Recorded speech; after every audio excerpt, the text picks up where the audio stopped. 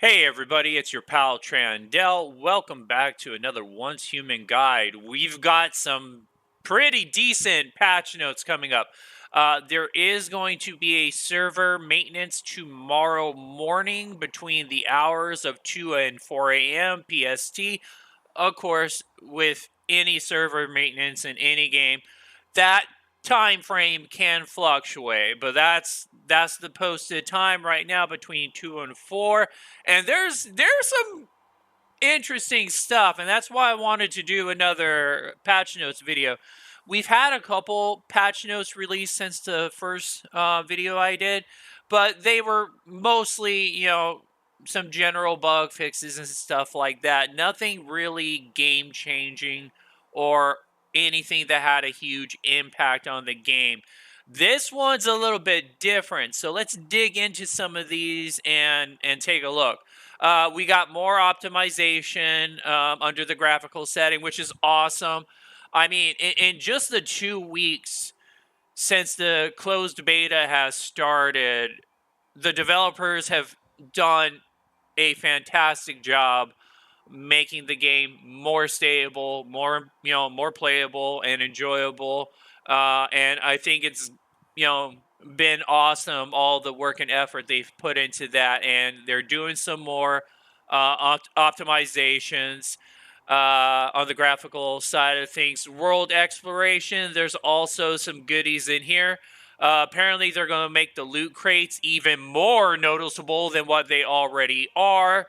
So it should be a lot easier to find those crates as you're exploring strongholds and whatnot. Let's see, we got some more regional information on the map and enhanced map graphics. So I'm really curious, especially since world exploration is one of the areas that I absolutely adore in this game. I am really really excited to see what updates and upgrades they've made to the world map. So I was super happy to see that. We do have some clear details when it comes to things like daily commissions and stuff to make things a little bit easier to find and understand what you're supposed to be doing. So that's cool. Same thing with journey tasks. I like that too. Now this one right here, this one I'm curious about. So apparently they've redesigned the layout of most of the town hubs in the region zones. You got Myers Market, Greywater, Tallgrass, and Blackfell. Um, and I didn't even know this. So apparently, these towns, I've never seen a map icon for a wish machine. So I don't know if there's always been wish machines there. They were just kind of hidden and tucked out of the way, or if they're adding wish machines. But yeah, apparently they're redesigning pretty much almost all of the towns, other than, what are we missing, Deadsville, um, so that it's easier to find wish machines. So if for whatever reason you do not have a wish machine at your base, you can use the wish machine at these towns. So I'm really curious to see what this redesigned layout looks like.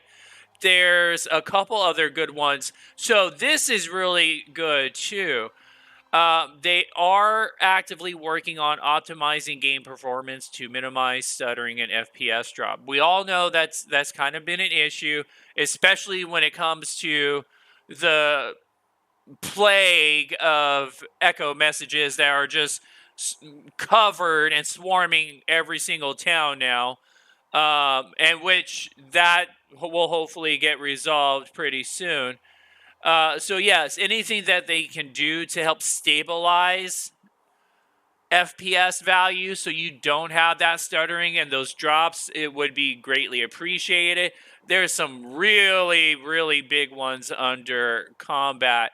So, and there's a couple things in here that I'm not sure if it's just translation issues or what, but here's a good example right here. So we adjusted the stats for subduing effects to make it clearer and more balanced. I'm not sure if they're talking about like the weapon stats, things like the weapon passives, invective actives on things like Dual Fury and Pioneer and things like that. Um, but apparently they're adjusting that. They are lowering it looks like the shield defenses, and they're removing shields from some of the Rosetta units, so that's going to make some parts of the game a lot easier. We've got some stuff for securement silos, some things for hard mode. Again, we got some combat changes to the AI behavior of Rosetta and Vulture forces. Now, here's another one. This is a big one. So this where I saw this, I'm like, finally, thank you, sweet baby Jesus. I'm sure we've all dealt with this before, where we get one of those, camera-like creatures. They die. They drop the camera head right on top of their bodies, and then we're having to move the enemy weapon drop away just so we can loot the enemy. So apparently, it's going to now prioritize always picking up loot first instead of having to fight with you're picking up an enemy weapon drop. So that is really nice to see. I myself am hoping that another super easy way to fix this problem is just give us an option to rebind loot, loot interactions instead of sharing the same key interface, which is currently F, for both picking up those enemy weapon drops, and looting, things like storage crates and bodies. Just give us a separate, key interface for looting interactions. That would be a super easy way. That way, instead of pressing F for both, you can press like P, for, or whatever key you want it to be to interact with loot and crates and bodies and stuff. But yes, this is a really nice one that I was happy to see, because that is annoying at times. We've also got, and see, this is okay. So this right here under networking, this is another example where I'm not sure it's just like a translation issue or what, but apparently they're introducing a new friends cross server feature that is going to enable you to search and add and chat with players from different servers, which is okay, I guess. And this is what I'm wondering: is it just chatting, or will you actually be able to group with people? Because I guess it's cool that you can chat with people from different servers, but I'm not really sure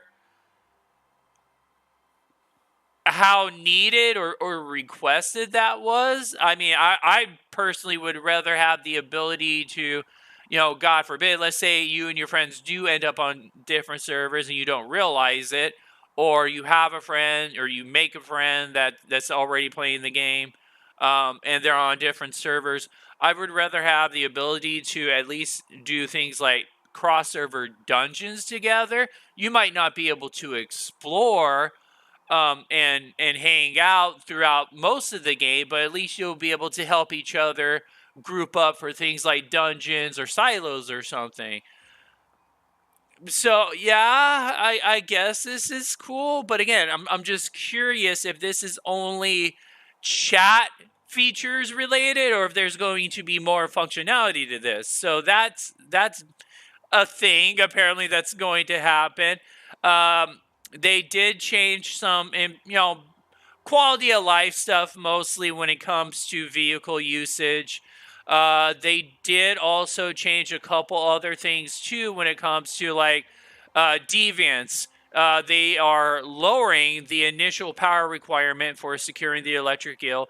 Currently, I believe it's 25, so I'm kind of curious how low they do drop that down. That could be kind of big.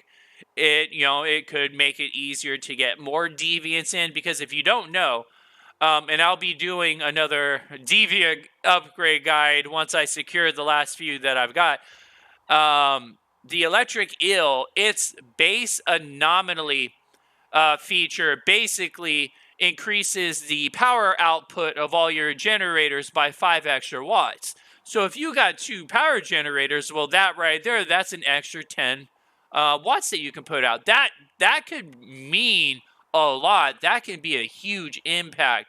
That's, multiple facilities, things like the electric stove, the fridge, water purification. That's, the ability to add, 2 more turrets, because I think currently turrets are like 4 watts each. So, the prospect of, depending on how far they lower it. Now, if they only lowered it like 5 watts or something, that may wash out. But if it's a substantial lowering, if they lower it to like say 10 or 15 or something, yeah, that could open up some possibilities, for sure, when it comes to even more options of things that you can use at your personal base. So that was very, exciting to see. And under bug fixes, there's quite a few different things. So, for any of you out there that have placed your personal territory or hive territories next to teleportation towers, yeah, you're in for a rude awakening pretty soon. Apparently, they will be automatically salvaging all bases located near teleportation towers in the near future, it sounds like. So yeah, that I mean, I thought about it once or twice, but at the same time I'm like, this can't be how it's meant to be played, because usually a lot of games keep landmarks like that reserved and kind of off limits. So when I started seeing people basically build their houses like literally touching it right next to teleportation towers, I thought that was going to be an issue, and apparently it was, and they are going to be taking care of that. So that's a huge change. And of course, there's some other things too, like viewing your mods too long could result in getting stuck. They're fixing that.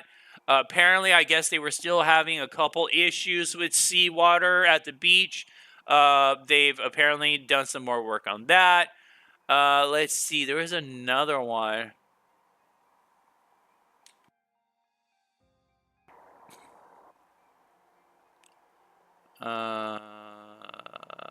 Where was it? Oh, so this one too fixed an issue related to crafting and meat dryers and fermentation barrels.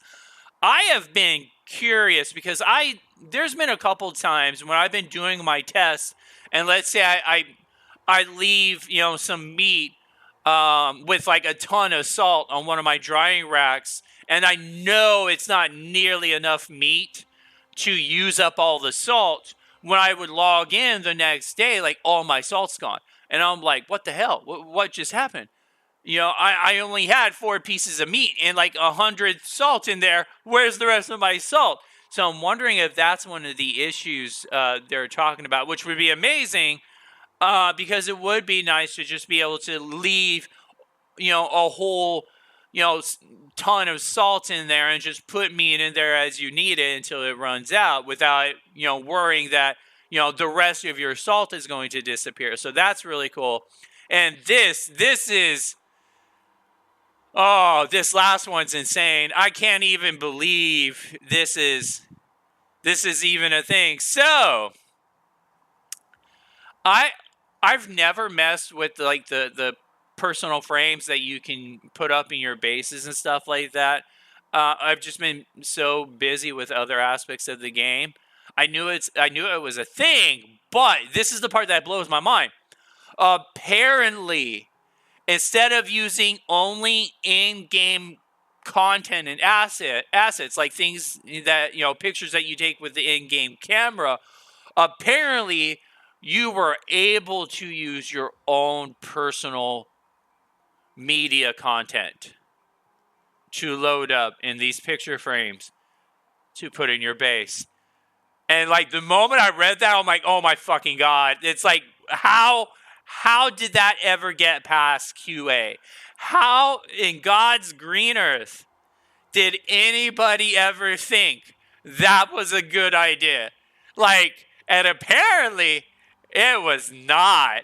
Apparently, obviously, this being an online MMO and just any type of online content, people were putting up some very not nice things, and I'm pretty sure we can all guess what some of those things probably were. So yeah, I don't even. Again, I can't even fathom how that was even let through at all. I can't. I mean, the only thing I can think of is, I mean, let's be honest and real for a moment. Um, how do I put this? China does have some very, very, very, very, very strict online censorship rules and regulations that their citizens and people like game developers and media content creators have to follow. So I can only assume that in China things like this just don't happen because your online presence and actions are far more tightly regulated and supervised, so people don't think about doing certain things online. Um, yeah, this is not China though. So yeah, this does not surprise me that people were putting up very questionable items in their base. So yeah, that's going away, thankfully. And I don't even. It says down here that they plan in the future to bring it back. I honestly don't know how you can do that without wasting tons of resources and manpower to just constantly comb and pre-approve images that people are going to put up, because people are always going to try to push the envelope. They're always going to try to see what they can slip through the cracks. um and yeah, I don't even want to imagine what people must have been putting up in their player houses. So yeah, that was both surprising and just a laugh. I could not believe what I was reading. So yeah, those are our patch notes. Like I said, we've got some meaty ones this time. I'm really excited to log in tomorrow and see some of the results again with the redesigned towns, with the upgraded features on the map and stuff like that. So yeah, here's the patch notes. I will put a link to the patch notes in the description when I post the video. And as always, everybody, thank you. I love and appreciate you all. And until next time, please take care of yourselves, take care of each other. And this is your pal Trandell signing out.